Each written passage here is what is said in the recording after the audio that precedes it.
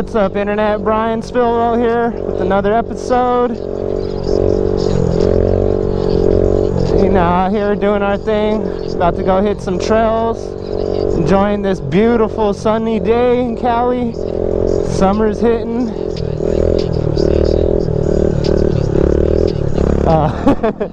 Dip fucked me up. I was gonna try to hit the turn. How's everybody doing out there? Hope you can hear me loud and clear. Hope everybody's doing great. Hope everybody's got their health, and hope everybody's ready for summer and you're not looking like a tub of shit like most of you people out here. You should be using this time to work out and eat right. Today we're here to talk about is the Grom, the ultimate starter bike. Now it has so many different facets, purposes, and ways that you can build the bike. You can build them for track. They got big bore kits for them. You can stunt them out. But realistically, no matter what you do with them, it's kind of like a do-it-all bike. You can hit the stunt scene. You can definitely go out and hit track days. And you can hit trails. You can keep up with supermotos and do, you know, little hill climbs. And that's kind of a really rare thing that you get with one motorcycle being so versatile on so many different levels. Yes, it may not have the top speed stock that everybody wants, but you know, like I said, there's big bore kits and purposes, or there's ways to upbuild your bike. There's fifth gear transmissions, things of that sort if you want to go that route. I've literally kept up with every trail, every supermoto, every dirt bike ride that I've had with this bike. I've had no issues, you know. Sand and stuff like that, it goes through it all perfectly fine on you know, street tires at that. I've never had dual sport tires on this thing at all. If you want to get in the stunt scene, low risk, low speed, low injury, it's a great starter bike for that as well. Which, for those who follow the channel, you guys have seen me go from just, I bought this bike, you know, not knowing at all it even had the capability of wheeling. You know, I just rode trails for like months and months on this thing until I ran into one of my buddies, Kush Keith, and his little group of fucking hoodlums that were on these things called the Grom Killers. Man, oh man, did that change my riding and everything right there. Yeah, see, I've been all up and down through here, this little racetrack through right here. The bike does bottom out on some jumps, you know. I did crush an exhaust once, but overall they hold up pretty damn well, you know.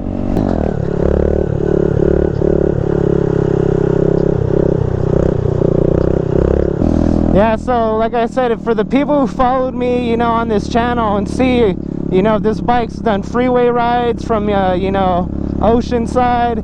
It's, you know, it's been rebuilt. It's been through it all. And, you know, for the price and the, yeah, but just the overall, you know, difference in capabilities that this bike is able to handle, you know, you can throw anything at it. And in my opinion, for the price range, what you actually get, the part list availability for these bikes, not so much for the Z125s, but for the Groms especially, is just, you know, it's tremendous. Like I said, it just, you think about it, they got it made already, you know, extended swing arms, like I said, freaking upgraded pistons, bigger bore heads, you know, dyno jet things, you know, bigger injectors, a bigger cam. They got it all for it, you know, you name it. And like I said, if you choose, depending on the scene that you want to enter, you can, you know, build it to that application as well, which many bikes aren't like that. You get a, you know, sport bikes kind of, you know, hey, you're either doing wheelies or you're hitting the track, you know, it's carving some canyons. It's not really, you know, as versatile as this. You know, Harleys, you're pretty much one-dimensional cruising.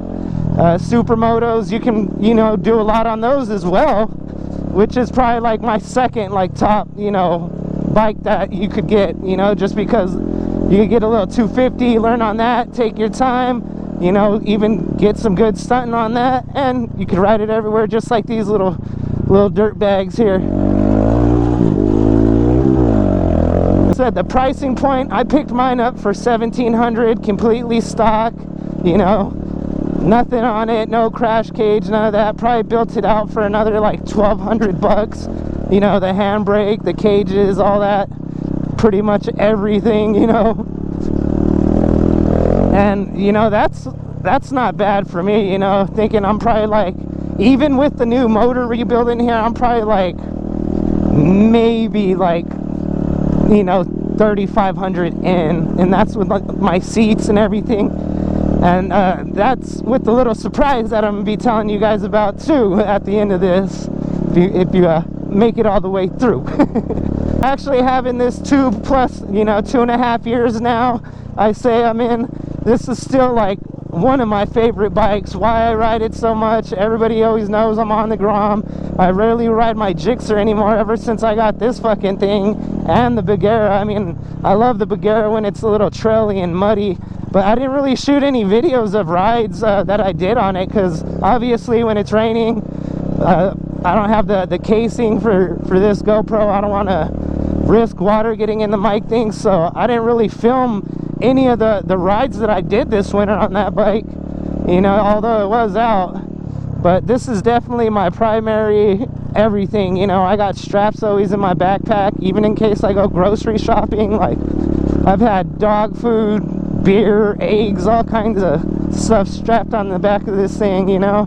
And that's one thing that's dope about the sub cage, is when you throw that on, kind of gives you like this extended like bed area, and you get to strap stuff up to it real nice and tidy. So these things carry a great amount of weight. I legit did a full grocery run on this thing once. And like I said, just the overall, when you look at bikes and the things you're going to get into, like track stuff, stunning, things of that nature, like I said, very, very minimum low risk injuries, which is another great thing to look at, you know. As long as you're not out acting like a bonehead, you know, anybody can kill themselves on anything, you know. Give somebody a fucking hammer and they're stupid enough, they'll beat themselves in the head with the shit. But you know, it's neither here nor there. But like I said, very, very minimum low risk. I don't really see people constantly breaking shit on these. Like, you know, might take a peg to the shin every now and then, or get a little road rash on your butt cheeks, but that's about it. Nothing crazy. Shout out the homie Trey 8 Studios, you know, the guy who allows me to have all these beats in the video, you know. I always put his link up in there, and you know, obviously the track that'll probably be provided in today's video will be by my man too. And you know, this motherfucker beat that shit, you know. Pray to God, thank God, you know. Like I said, it's just crazy. Whoa. And I hope you guys all have your health out there and you're ready for summer, and you know, like I said, to push forward through this, and we're gonna get through it, you know. Now, as you can see, we're nice in the hills of Machu Picchu, where we're looking for Sasquatch's golden nuggets. I heard he's got a stash of some fire OG up here somewhere planted, and that it's nugging. So that's what we're looking for.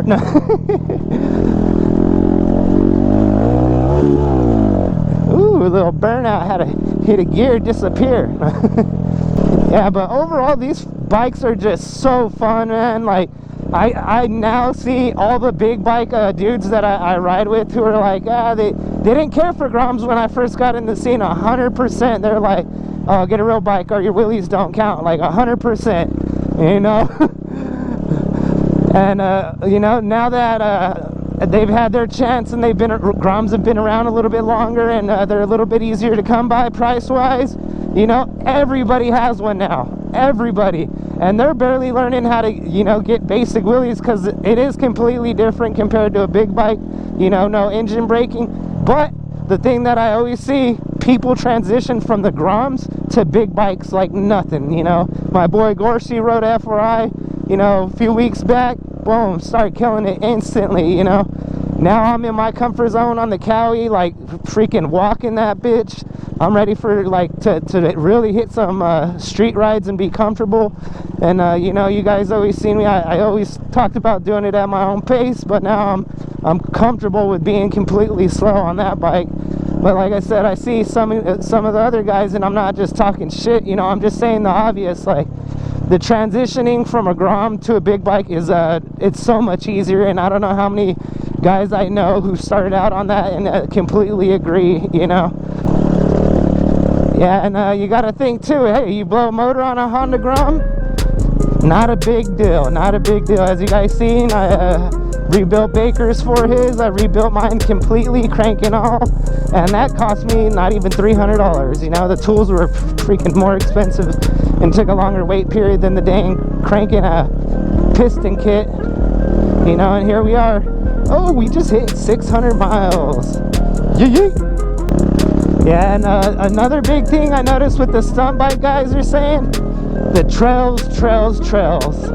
You know, if you live by hills, like, it's literally so fun to just come out here, you know, get a little ride in, get some pumping going on your forearms, you know, slide around in the dirt a little bit, and just, hey, disappear off into the yonder and see what you can find, you know. It's literally just like, you know, what I'm doing right now. It's a little adventure.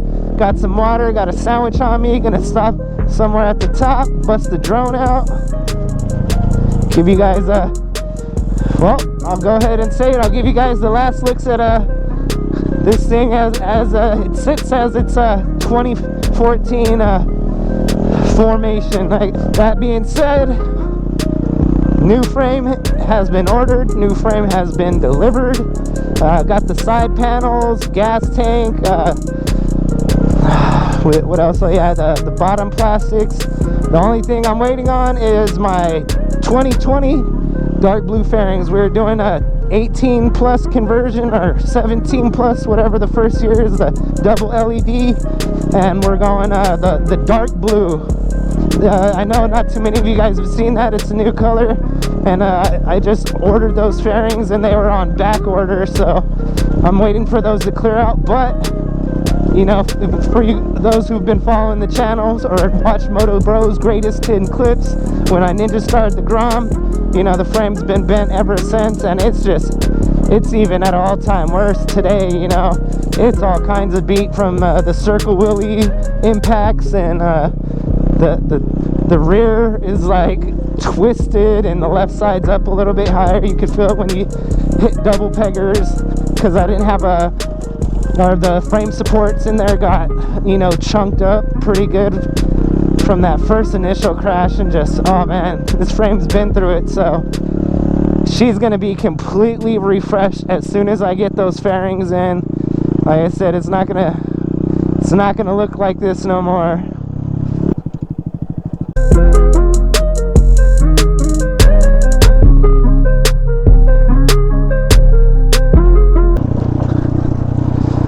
So as I said, that will be the last time that you see her probably in her full form, you know, all around, because that upgrade should be the conversion should be being done very soon here. The fairing should be here any day, hopefully. And of course I'm going to be documenting that, how to do the frame swap, you know, head to toe, and complete this conversion to a 2020 style. So I'm gonna go ahead and wrap this video up, guys. Like, subscribe, all that. And like I said, is the Honda Grom the ultimate motorcycle? I don't know. In my opinion, yeah, it is. See you guys.